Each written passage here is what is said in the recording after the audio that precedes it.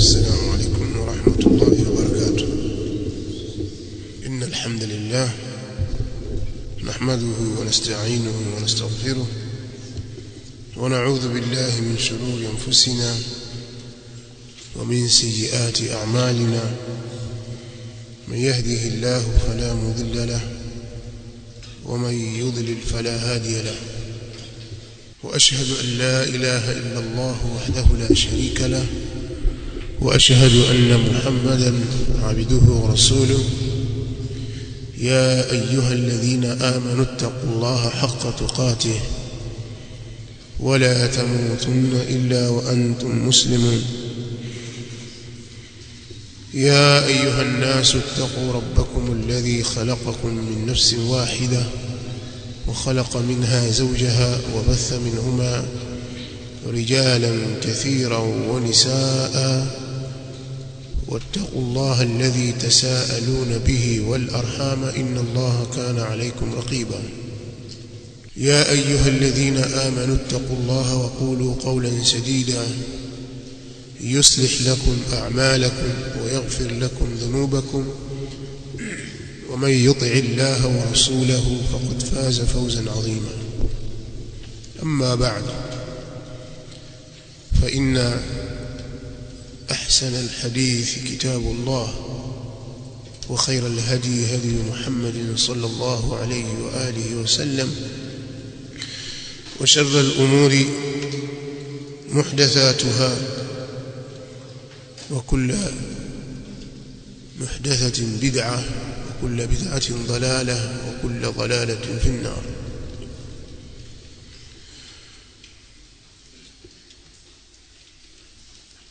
أهلا بكم في هذه الدورة العلمية المباركة الأولى في معهدنا معهد شيخ الإسلام ابن تيمية للحلقات العلمية.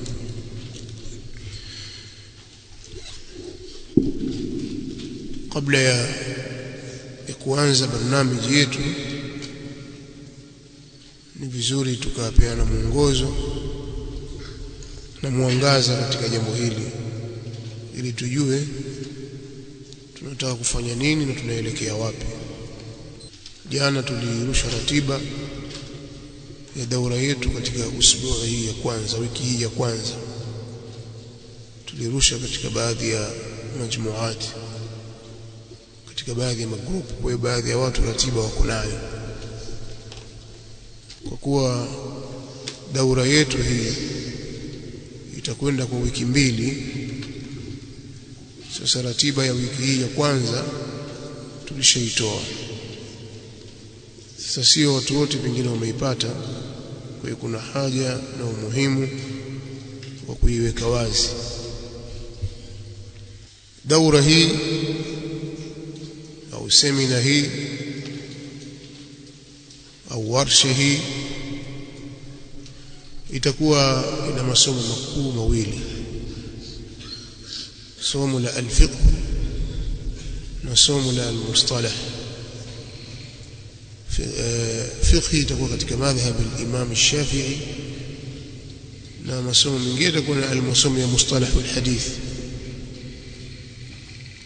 Na kila mada au kila somo litasomeshwa vitabu vitano. Sasa tukianza na ratiba ya wiki hii, leo baada ya kutoa maelezo haya tutasoma au tutaelezea kwa mukhtasar kama madkhal kwenda kwenye madhhabi ya Imam Shafi'i. Kuna mambo muhimu ya mwanzo kwa mtu anayesoma madhhab ya Imam Shafi'i rahimahullah ta'ala anatakiwa ayafahamu. Tutatoa kama utangulizi katika hili, tutatumia dakika kadhaa katika kulielezea hili, kisha insha Allah baada ya kuweka wazi jambo hilo tutakwenda moja kwa moja katika kusoma kitabu chetu cha kwanza. Sasa ratiba hapa inaonyesha kwamba kitabu cha kwanza ni Matnu Safinatin Najah, ndio kitabu chetu cha kwanza.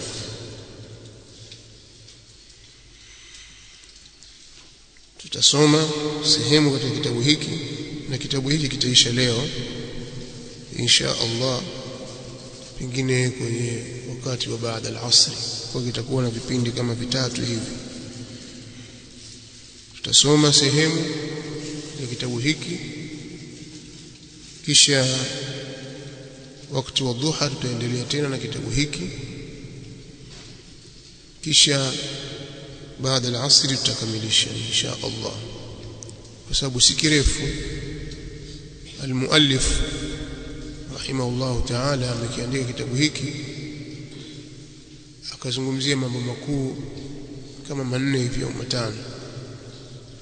Amekianza na misingi ya itikadi kama tutakavyoeleza, arkanul islam, arkanul iman, maana la ilaha illa Allah. Alipomaliza hapo kwa jambo tahara, kwa kwanza alamatul bulugh, akazungumza tahara, kisha akaingia kwenye sala, kisha akasema zaka kidogo na saum.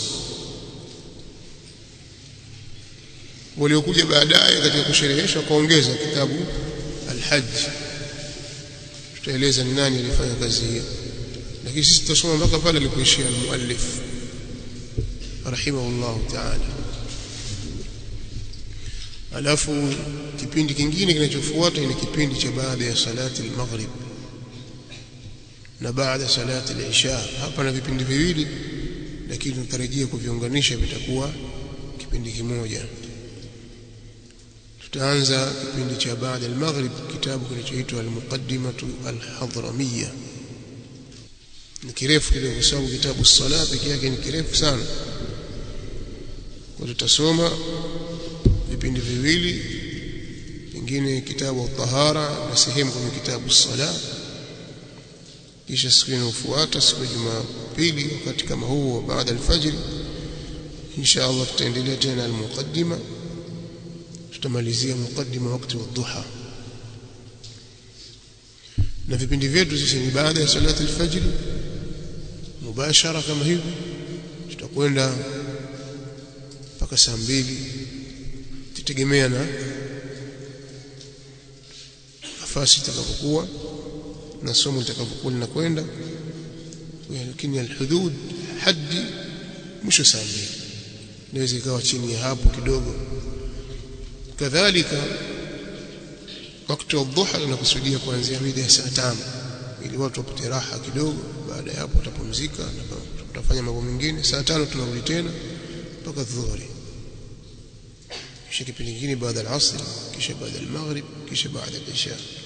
Kwa hiyo nikisema baada wakati wa dhuha tufahamu kwamba ni wakati huo wa saa 5. Kwa hiyo al-muqaddima al-hadramiyya itasomwa katika majalis 5, katika vikao vitano, ambapo leo tutakuwa na vikao vitatu, kesho tutakuwa na vikao viwili cha baada al-fajr na wakati wa dhuha. Kisha tutachukua matnul ghaya, kwa kuwa masaili yanajirudia rudia, ndio yale. Kuna masala mengine tutakuwa tunakwenda haraka sana, yani baada ya kusoma hii al-muqaddima, masaili mengine yatakayokuja tutakuwa tunasoma haraka sana, hasa katika masala ya tahara, swala, az-zaka, as-sawm wal-hajj. Tuingia katika matnul ghaya. Matnul ghaya itakuwa na vikao karibu 7. Kikao cha kwanza kitaanza kesho baada ya asri, kisha baada ya maghrib, kisha baada ya isha, kisha Jumatatu baada ya salati al-fajr, kisha wakati wa dhuha tutahitimisha baada ya asri, kwa sababu kuna masaili mapya yatakuwa yameingia hapo.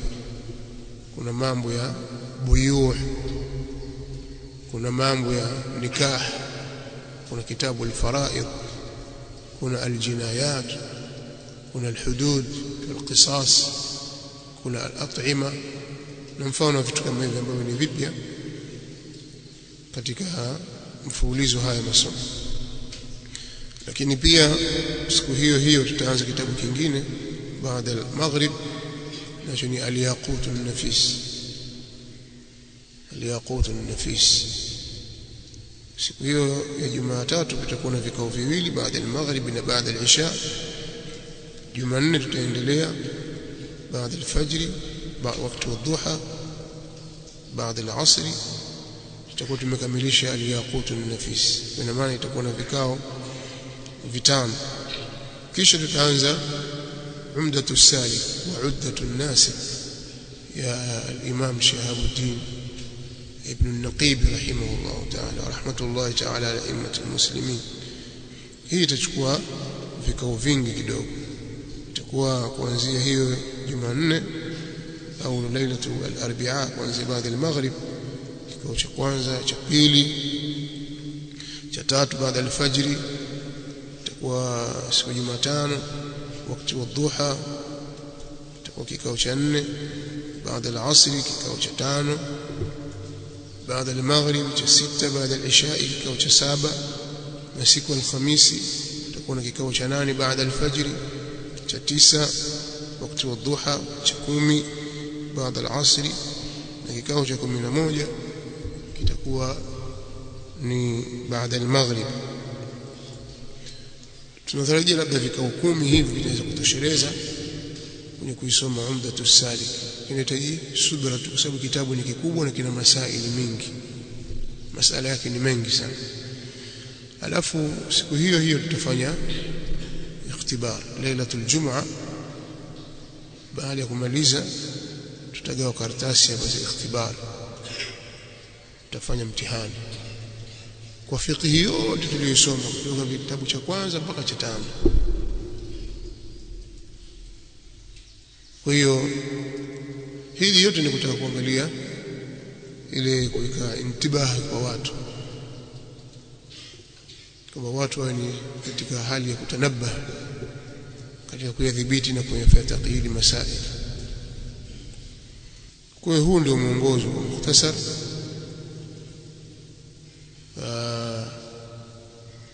Kwa tunatarajia sabri itapatikana, utulivu katika vikao hivi, na hivi ni vikao vya ilmu. Na kama kutakuwa na asila, basi ni vizuri asila zikaja mwisho kwa kuandikwa. Pengine kuna masaili hayakuwa wazi, mtu anaweza kuandika swala fulani hajalielewa, ataandika, ataleta karatasi, ili pasiwe na mudakhalati wakati wa tunaendelea na darasa. Mara ukasema, mara nyosha mkono, huyo atakuuliza, tunasimama. Kwa hiyo ili kudhibiti tuende na wakati, lazima nidhamu hiyo ifuatwe. Na kama kuna mabadiliko yoyote, kwa sababu hii ni ratiba tumeitazama, tumeiweka kwa kuzingatia vile vitabu vilivyokaa, tuangalie masala haya yanaweza kusomeshika wakati huu mpaka huu, masala haya wakati huu mpaka huu. Lakini kunawezekana kutokea mabadiliko kwa kuzidi kidogo au kupungua, kuzidi kidogo kupungua. Na baadhi ya vitabu tumeviwekea makisio ya juu, kwa hiyo yani wakati wake tumefanya mkubwa zaidi. Kwa hiyo kama vitaisha kabla ya wakati, ina maana tunaweza tukaendelea na ratiba ya kitabu kingine. Kisha insha Allah katika wiki itakayokuja tutaanza na ulumul hadith, yani somo mustalahul hadith. Tutakuja kueleza maelezo yake na mbali. Kwa hiyo sasa hivi tutakuwa nimemaliza kutoa mwongozo huu. Nasallallahu at-tawfiq was-sadad. Kwenda kanianze rasmi kipindi cha kwanza.